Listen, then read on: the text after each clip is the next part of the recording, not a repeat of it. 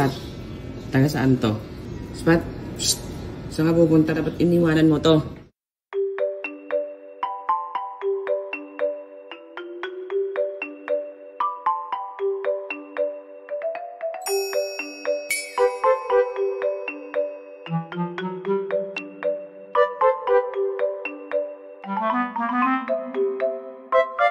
Saan galing? Saan ka galing?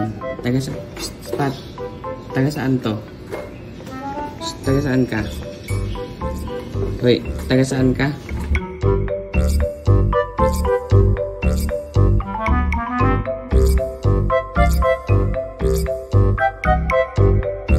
Maraming beses na po. Sobrang dami ng dinala ni Spot dito. Hindi ko na rin po kasi talaga mabilang po sino-sino yung mga app na dinadala niya. Kasi mostly ng mga dinadala ni Spot dito sa taas ay yung mga stray na dog.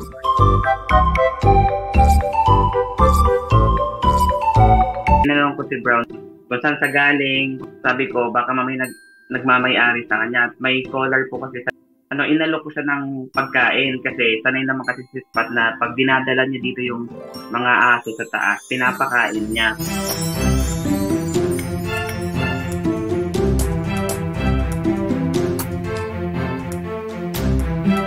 Lahat ng aspin ay sobrang bait. In return na nung sinulungan ko si Spot, parang ang ginawa ni Spot ay nagdadala siya dito ng mga kaibigan niya. Parang sinasabi niya na, oh, daddy, gutom sa mga to, pakainin.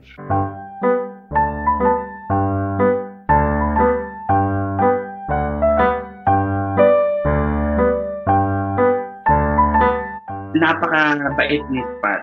Napaka-masunurin. Yun nga, hindi ko maisip kung bakit hinayaan siya ng dati niyang amo. Si Spot kasi may trauma. Pag itinali mo siya, nalulungkot siya at feeling niya ay sasaktan siya.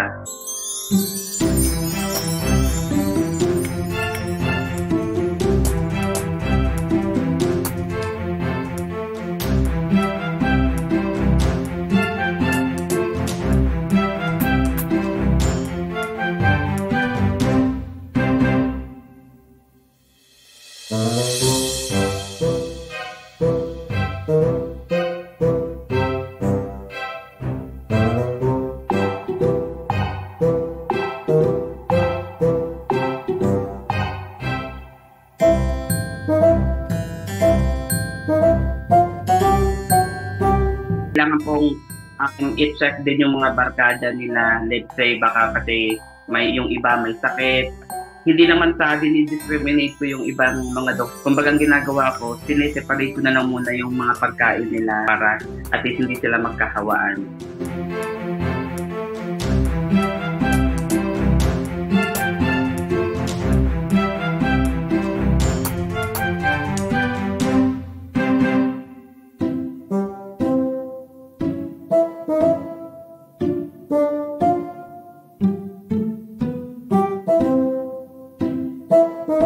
Nagtatrabaho po kasi ako sa gabi.